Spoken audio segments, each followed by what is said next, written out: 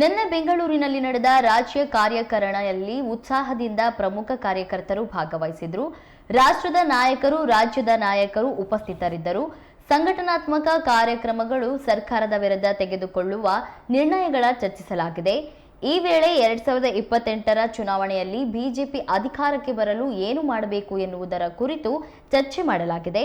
2028ಕ್ಕೆ BJP ಸರ್ಕಾರವನ್ನು ಅಸ್ತಿತ್ವಕ್ಕೆ ತರುವ ಸಂಕಲ್ಪ ಮಾಡುವ ಕಾರ್ಯಕಾರಿಣಿ ಇದಾಗಿದ್ದು 4 ನಿರ್ಣಯಗಳನ್ನು ಕಾರ್ಯಕಾರಿಣಿ ಸಭೆಯಲ್ಲಿ ಮಾಡಲಾಗಿದೆ. ಸಿದ್ದರಾಮಯ್ಯ ನೇತೃತ್ವದ ಸರ್ಕಾರ ನಿಷ್ಕ್ರಿಯ ಸರ್ಕಾರವಾಗಿದೆ. ಈ ಸರ್ಕಾರದಲ್ಲಿ ಭ್ರಷ್ಟಾಚಾರ ಮುಗಿಲು ಮುಟ್ಟಿದೆ. ಶಾಸಕ ಎಸ್ಎನ್ ಚನ್ನಬಸಪ್ಪ, ಸುಪಾರಿ ಸರ್ಕಾರ ಇದಾಗಿದೆ ಎನ್ನುವುದರ ಕುರಿತು ನಾನು ಮಾತನಾಡಿದ್ದೇನೆ ಎಂದಿದ್ದು, ಇದು ಕೇವಲ 60% ಸರ್ಕಾರ ಅಂತ ಬಿಜೆಪಿ ಹೇಳುತ್ತಿಲ್ಲ, ನೋವು ಅನುಭವಿಸುತ್ತಿರೋರು ಹೇಳ್ತಿದ್ದಾರೆ ಎಂದಿದ್ದಾರೆ. ಇನ್ನು ರಾಜ್ಯದಲ್ಲಿ ಮಾದಕ ದ್ರವ್ಯಗಳ ಹಾವಳಿ ಹೆಚ್ಚಾಗಿದೆ. 1000 ದಿನ ಪೂರೈಸಿದರೂ ಒಂದು ಅಭಿವೃದ್ಧಿ ಆಗುತ್ತಿಲ್ಲ. ಸಿದ್ದರಾಮಯ್ಯ ನೇತೃತ್ವದ ಕಾಂಗ್ರೆಸ್ ಸರ್ಕಾರ 1000 ದಿನಗಳಲ್ಲಿ ವಿಫಲವಾಗಿದೆ. ಸರ್ಕಾರಕ್ಕೆ ಮಾನ ಮರ್ಯಾದೆ ಇಲ್ಲದಂತಾಗಿದೆ ಎಂದು ಶಿವಮೊಗ್ಗ ಶಾಸಕ ಎಸ್ಎನ್ ಚನ್ನಬಸಪ್ಪ ಆಕ್ರೋಶ ವ್ಯಕ್ತಪಡಿಸಿದ್ದಾರೆ. ಬೆಂಗಳೂರಿನ ಅರಮನೆ ಮೈದಾನದಲ್ಲಿ ನಡೆಯಿತು.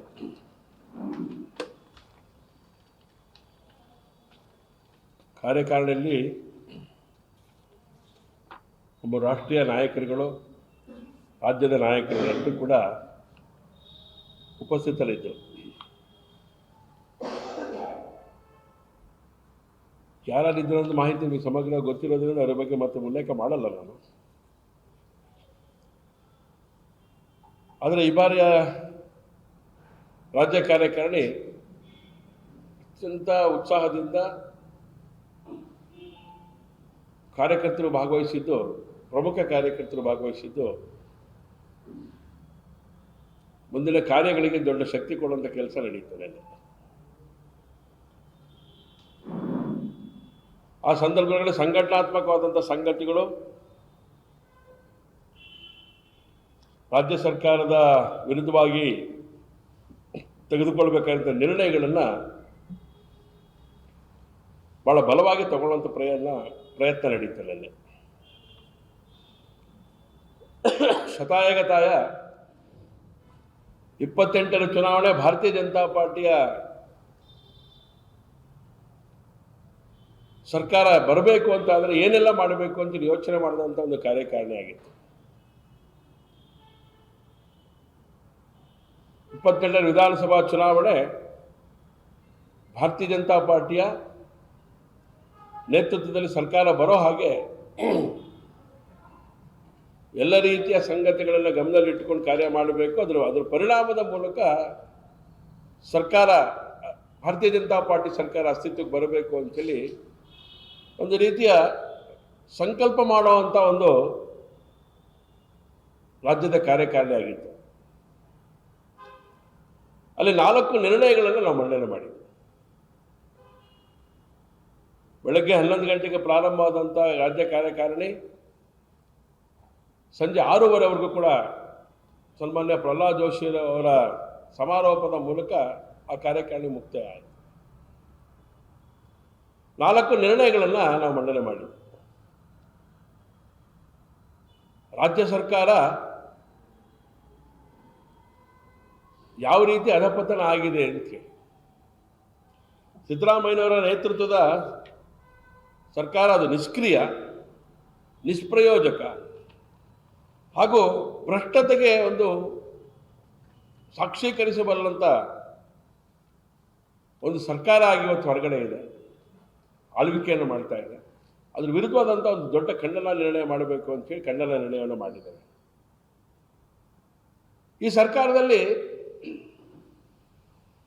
ಮುಗಿಲು ಮುಟ್ಟಿರೋ ಭ್ರಷ್ಟಾಚಾರ, ಅದ್ರ ಬಗ್ಗೆ ನನಗಿಂತ ಜಾಸ್ತಿ ನಿಮಗೆ ಗೊತ್ತಿಲ್ಲ, ಅದ್ರ ಬಗ್ಗೆ ನಾನು ಸ್ಪರ್ಶ ಮಾಡಲಿಕ್ಕೆ ಹೋಗೋದಿಲ್ಲ.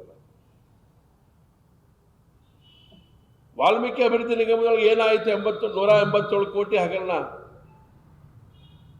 ಶಿವಮೊಗ್ಗದ ಚಂದ್ರಶೇಖರ ಆ ಕಾರಣಕ್ಕೋಸ್ಕರ ನೇಣು ಹಾಕಿಟ್ಕೊಂಡಿದ್ದು ನಮಗೆ ನೆನಪಾಗುತ್ತದೆ. ನಾನು ವಿಧಾನಸಭೆಯಲ್ಲಿ ಚರ್ಚೆ ಮಾಡಬೇಕಾದ್ರೆ ಒಂದು ಮಾತನ್ನು ಹೇಳಿದ್ದೆ. ಸರ್ಕಾರ ಯಾವ ರೀತಿ ಸರ್ಕಾರ ಅಂತ ಹೇಳಿದ್ರೆ ಇದು ಸುಪಾರಿ ಕಿಲ್ಲರ್ ಸರ್ಕಾರ ಅನ್ನೋ ರೀತಿಯೊಳಗಡೆ ಅವತ್ತಿನ ದಿವಸ ನಾವು ಚರ್ಚೆಯನ್ನು ಮಾಡಿದ್ವಿ. ಅದನ್ನು ಸ್ಪಷ್ಟವಾಗಿ ಉಲ್ಲೇಖ ಮಾಡಿದ್ವಿ. ನಾವು ಆ ಹಂತಕ್ಕೆ ತಲುಪಿರುವಂಥ ಸರ್ಕಾರ. ಮೂಢ ಹಗರಣ, ಅಬಕಾರಿ ಲೈಸೆನ್ಸ್ನಲ್ಲಿ ಹಗರಣ, ಗೃಹಲಕ್ಷ್ಮಿ ಯೋಜನೆ ಹಣ ದುರುಪಯೋಗ, 2 ತಿಂಗಳ ಹಣ ಇನ್ನೂ ಕೊಡಲೇ ಇಲ್ಲ, 5,000 ಕೋಟಿ. 60% ಸರ್ಕಾರ, ಇದು ಭಾರತೀಯ ಜನತಾ ಪಾರ್ಟಿ ಹೇಳಿಲ್ಲ, ಯಾರು ಆ ನೋವಿನ ಅನುಭವಿಸ್ತಾ ಇದ್ದಾರೆ ಅವ್ರು ಹೇಳ್ತಾ ಇದ್ದಾರೆ 60% ಸರ್ಕಾರ ಅಂತ. ಗೃಹ ಸಚಿವರು ಇದ್ದಾರೆ ನಮ್ಮಲ್ಲಿ, ಏನು ಕೇಳಿದ್ರು ಗೊತ್ತಿಲ್ಲ ಅನ್ನುವಂಥ ರೀತಿಯನ್ನ ಒಂದು ಪದಪ್ರಯೋಗನ ಮಾಡುವಂಥ ಮೂಲಕ ಗೊತ್ತಿಲ್ಲದ ಗೃಹ ಮಂತ್ರಿಯಾಗಿ ಕಾರ್ಯನಿರ್ವಹಣೆ ಮಾಡಿದ್ದು. ಮಾದಕ ದ್ರವ್ಯಗಳ ಹಾವಳಿ ಅನಿಯಂತ್ರಿತವಾಗಿ ನಿರಂತರವಾಗಿ ಹಾವಳಿ ಆಗಿರುವಂಥದ್ದು, ರೈತರ ಕಾಳಜಿಯನ್ನು ಮರೆತಿರುವಂಥ ಸರ್ಕಾರ.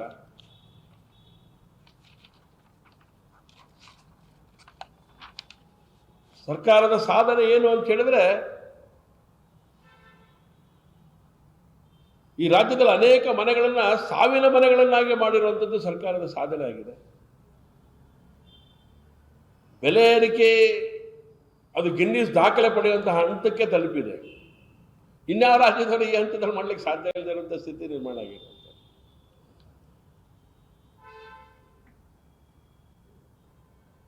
ಉದ್ಯೋಗಕ್ಕೆ ಅವಕಾಶನೇ ಕೊಡದೇ ಇರುವಂಥ ಒಂದು ಕೆಟ್ಟ ಸರ್ಕಾರ. ಅಭಿವೃದ್ಧಿನೇ